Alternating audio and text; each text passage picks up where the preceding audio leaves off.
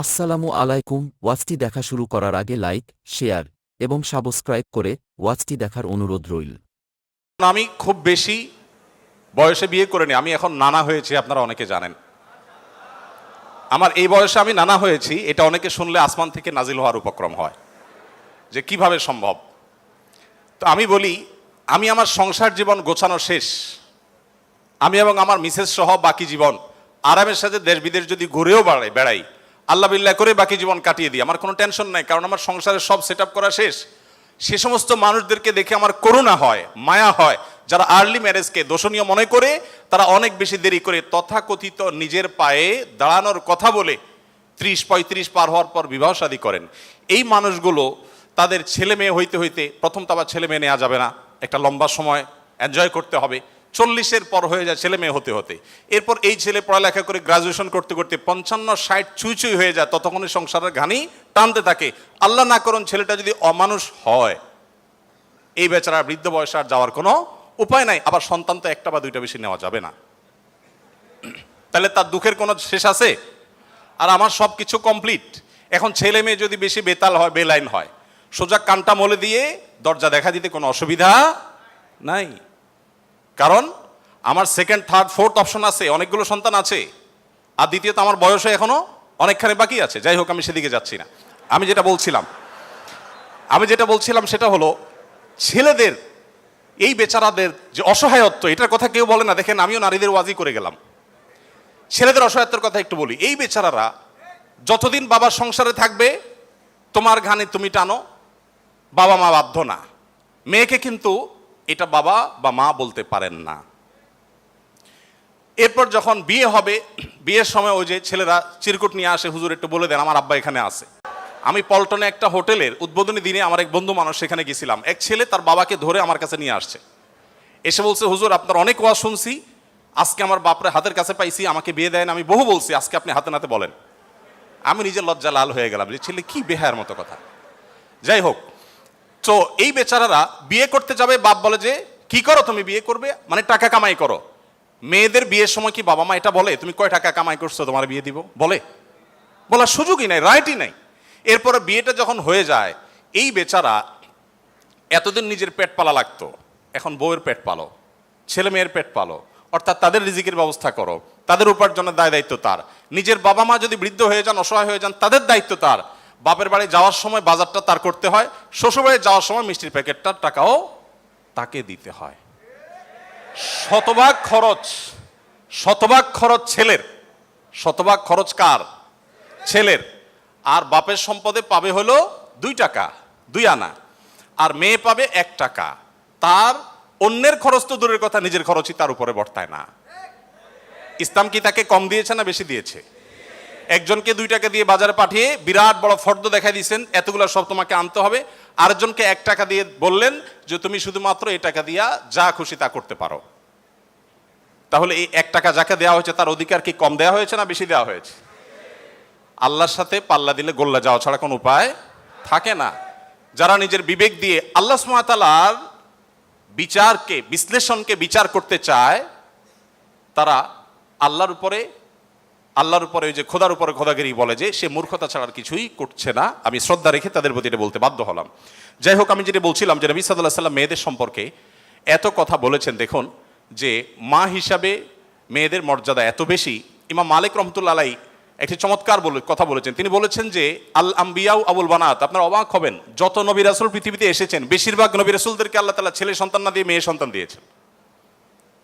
যাই হোক, মেয়েদের ব্যাপারে কথা বেশি হয়ে যাচ্ছে, একপেশে হয়ে যাচ্ছে, আমরা একটু অন্য কোনো অপশনে চলে যাই। এরপরে যেটি বলতে চাই তা হলো বিধবা এবং ইয়েতিমদের ব্যাপারে। দেখুন, ইয়েতিম বিধবার ব্যাপারে নবী করিম সাল্লাল্লাহু আলাইহি ওয়াসাল্লাম বলেছেন, বুখারীতে হাদিসটি বর্ণিত হয়েছে, আস-সাইলাল আরমালাতি ওয়াল মাসাকি কাল মুজাহিদি ফি সাবিলিল্লাহ আও কাল্লাযী ইয়াকুমুল লাইলা ওয়া ইয়াসুমুন নাহার। যে ব্যক্তি কোনো বিধবার ব্যয়ভারের দায়িত্ব গ্রহণ করবে, যে ব্যক্তি কোনো ইয়েতিমের লালন পালনের দায়িত্ব গ্রহণ করবে, অভিভাবকত্বের দায়িত্ব গ্রহণ করবে, নবী সাল্লাল্লাহু আলাইহি ওয়াসাল্লাম বলেছেন এই ব্যক্তি আল্লাহর রাস্তায় রণাঙ্গনে জিহাদরত ব্যক্তি আল্লাহর কাছে যে মর্যাদা লাভ করবে, নিজের জায়গায় বসে থেকে অসহায় বিধবার দায়িত্ব, বিধবা ভাতা দিয়ে তার দায়িত্ব গ্রহণ করলে এই ব্যক্তিকে আল্লাহ তাআলা সেই মর্যাদা দান করবেন। আপনি এরকম কোনো হাদিস দেখাতে পারবেন না যে একটা লোক বেচারার বউ মরে গেছে, মনমরা থাকে, যদি কোনো ভদ্র মহিলা তার আশ্রয় দেওয়ার জন্য তিনি অনুপযুক্ত হওয়া সত্ত্বেও নিজেকে পেশ করেন, উপস্থাপন করেন, আর তার আশ্রয় হয়ে যান, তাহলে নবী সাল্লাল্লাহু আলাইহি ওয়াসাল্লাম বলেছেন তার এই পুরস্কার আছে। নিশ্চয়ই ভালো কাজের সওয়াব আছে, কিন্তু আলাদা পার্টিকুলার কোনো সওয়াবের কথা নবী সাল্লাল্লাহু আলাইহি ওয়াসাল্লাম বলেন নাই। কিন্তু একজন বিধবার ব্যাপারে কিন্তু সেই কথা বলা হয়েছে। ইয়েতিমের ব্যাপারে নবী সাল্লাল্লাহু আলাইহি ওয়াসাল্লাম বলেছেন, আনা ওয়া কাফিলুল ইয়াতিমি কাহাতাইন, আমি এবং ইয়েতিমের অভিভাবক, যিনি ইয়েতিমের দায়িত্ব নেন, এই দুইজন এই দুটি আঙ্গুলের মতো পাশাপাশি জান্নাতে অবস্থান করবো। আপনারা অনেকে বলতে পারেন যে জান্নাতে এই লোক নবীর কাছে থাকবে, এর আগে শুনলাম 2টা কন্যা লালন পালন করলে সেও নবী সাল্লাল্লাহু আলাইহি ওয়াসাল্লামের কাছে থাকবে, তো নবী সাল্লাল্লাহু আলাইহি ওয়াসাল্লামের কাছে কতজন থাকবে? আসলে দুনিয়াতে আমরা একজনের সাথে আরেকজন হাঁটতে পারি, আখিরাতকে আমরা দুনিয়ার মতো কম্পেয়ার করি বা বিবেচনা করি, আখিরাতের বিষয়টা সম্পূর্ণ ভিন্ন। নবী সাল্লাল্লাহু আলাইহি ওয়াসাল্লামের জান্নাত এটা তো দুনিয়ার কোনো প্রাসাদের মতো হবে না, বিশাল বড় জগৎ নিয়ে হবে। সবচেয়ে ছোট জান্নাতে যে গোটা পৃথিবীর সমান 10 পৃথিবীর সমপরিমাণ জান্নাত তিনি পাবেন। মহাশূন্য সম্পর্কে আমরা ধারণা পাওয়ার পর আমাদের কাছে এটা খুব সহজ মনে হয় যে পৃথিবীর অন্যান্য পৃথিবীর বাইরে যে আল্লাহ তাআলার মহা সৃষ্টি আছে সেগুলোর তুলনায় পৃথিবী খুব ক্ষুদ্র। যখন পৃথিবীতে এগুলো আবিষ্কার হয় নাই, আপনি চিন্তা করুন তখনকার মুসলমানদের জন্য ঈমান আনা কতটা কঠিন ছিল, যে কিভাবে এত বড় জান্নাত দিবেন আল্লাহ তাআলা, কোথায় এত জায়গা। কিন্তু আজ আমরা সেটা আবিষ্কার করেছি, আমরা জানি কিয়ামত পর্যন্ত আবিষ্কার হতে থাকবে। কোরআন এবং সুন্নাহর অনেক কিছু এখনো আমাদের বুঝে আসছে না, কিন্তু এক সময় হয়তো বুঝে আসবে। তো যাই হোক, নবী করিম সাল্লাল্লাহু আলাইহি ওয়াসাল্লাম ইয়েতিমের ব্যাপারে এই সুসংবাদ আমাদেরকে দিয়েছেন। এবং নবী সাল্লাল্লাহু আলাইহি ওয়াসাল্লাম আরেকটা হাদিস বলে আমি শেষ করব, তিনি বলেছেন যে ব্যক্তি তার পরিবারের মধ্যে কোনো ইয়েতিমকে সংযুক্ত করেন, এই জায়গা আমি একটু থামবো। ইয়েতিমকে সংযুক্ত করার মানেটা কি? আমাদের দেশে ইয়েতিম বা গরিবের বাচ্চাকে লালন পালন অনেকেই করেন, কিন্তু সেটা নিজের ধান্দায় করেন, গরিবের প্রয়োজনে না। কিভাবে সেটা? কারোর সন্তান হচ্ছে না, তখন তিনি একটু বাবা ডাক শুনতে চান, মা ডাক শুনতে চান, তো এই জায়গা থেকে তিনি একটা বাচ্চাকে নিয়ে আসেন, অসহায় মানুষের, কারোর কোনো বাচ্চার বাবা মারা গেছেন, বাবা মারা গেছেন, মা মারা গেছেন, তাকে নিয়ে আসেন, সেই বাচ্চাটাকে এনে লালন পালন করেন এবং মনে করেন আমি অনেক সওয়াবের কাজ করছি। আপনি অবশ্যই সওয়াবের কাজ করছেন না যদি আপনার উদ্দেশ্য হয় আপনার যে মা ডাক শোনা, বাবা ডাক শোনা সেটা, আর যদি আপনার উদ্দেশ্য হয় যে না আমি তাকে লালন পালন করতে চাই, সে তার মায়ের কাছেই থাকুক, আমি তার ভরণ পোষণ দিব, তার পড়াশোনার খরচ চালাবো, তার অভিভাবকত্ব করব, তাকে আশ্রয় দিব, তাহলে আপনি এই হাদিসের সুসংবাদ পাবেন ইনশাআল্লাহ তাআলা। আপনি যদি নিজে পার্থিব কোনো স্বার্থে তাকে লালন পালন করেন তাহলে এই হাদিসের মর্যাদা আপনি লাভ করবেন না। নবী করিম সাল্লাল্লাহু আলাইহি ওয়াসাল্লাম মুসনাদ আহমদে বর্ণিত একটা হাদিসে আসছে, তিনি বলেছেন যে এক ব্যক্তি তার কাছে বলেছে, হে আল্লাহর রাসূল, আমার অন্তরটা অনেক শক্ত, আমি খুব শক্ত হৃদয়ের মানুষ, আমার মনটা নরম হয় না, আপনি আমাকে কোনো একটা পরামর্শ দিন। নবী সাল্লাল্লাহু আলাইহি ওয়াসাল্লাম বলেছেন, তুমি ইয়েতিমের মাথায় হাত বুলাবে, তোমার মন নরম হবে, এবং সেই সাথে অসহায়দের তুমি খাদ্য দান করবে, আহার দিবে। এই দুটি কাজ যদি তুমি করো তাহলে তোমার অন্তরের কাঠিন্য দূর হয়ে যাবে। আমাদের অনেকের মধ্যে এই অভিযোগ আছে, আমরা এই আমলগুলো করতে পারি। নবী সাল্লাল্লাহু আলাইহি ওয়াসাল্লাম দুর্বলদের মধ্যে যারা দাসী ছিলেন তাদের জন্য কি করেছেন আপনারা অনেকে জানেন। ইসলামের অনেকগুলো গুরুত্বপূর্ণ বিধিবিধান আছে, এর মধ্যে থেকে একটা হলো দাসী মুক্ত করার বিধান। যদি কোনো পুরুষ, কোনো স্বামী যদি তার স্ত্রীকে মায়ের সাথে তুলনা করেন, মায়ের সাথে তুলনা করার একটা পর্যায়ে আছে যেটাকে ইসলামী ফিকহের পরিভাষায় জিহার বলা হয়।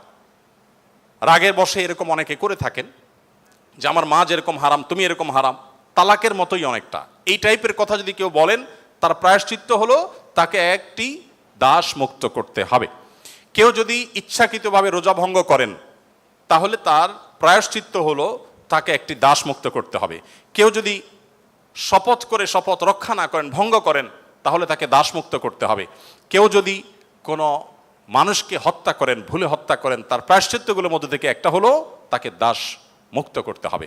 এভাবে ইসলাম অনেকগুলো ভুলের প্রায়শ্চিত্ত হিসাবে অন্য কোনো অপশনের চাইতে দাস মুক্তিকে প্রায়োরিটি দিয়েছে, গুরুত্ব দিয়েছে। নবী সাল্লাল্লাহু আলাইহি ওয়াসাল্লাম বারবার বলেছেন, কারণ তিনি চাইতেন মানুষ দাস না থাকুক, মানুষ মুক্ত হয়ে যাক। নবী সাল্লাল্লাহু আলাইহি ওয়াসাল্লাম আজকের পৃথিবীর মতো ফ্যাক্টরি রেভলিউশনের পর মানুষের মুক্তির জন্য বা দাস প্রথার বিরুদ্ধে তিনি কথা বলেছেন এমন না। আমি আগেই বলেছি, আজ পৃথিবীতে বহু দুর্বলদের পক্ষে কথা বলা মানুষ পাবেন, তার সবগুলোই বেশিরভাগই দেখবেন স্বার্থের কারণে।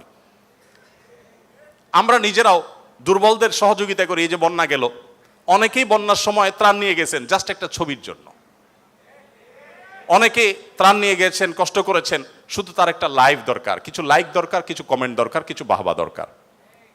তো নবী সাল্লাল্লাহু আলাইহি ওয়াসাল্লাম দাসীদের মুক্তির জন্য কথা বলেছেন সেই সমাজে যখন দাসী ছিল আজকের যুগে বিএমডব্লিউর মালিক হলে যেরকম গর্বের, দাসী থাকা সেরকম গর্বের। এরকম মূল্যবান অ্যাসেট কোনো বিনিময় ছাড়া মুক্ত করে দেওয়ার জন্য নবী সাল্লাল্লাহু আলাইহি ওয়াসাল্লাম উৎসাহিত করতেন। এরকম ও ইসলামিক ভিডিও পেতে আমাদের চ্যানেলটি সাবস্ক্রাইব করে আমাদের সাথে থাকুন।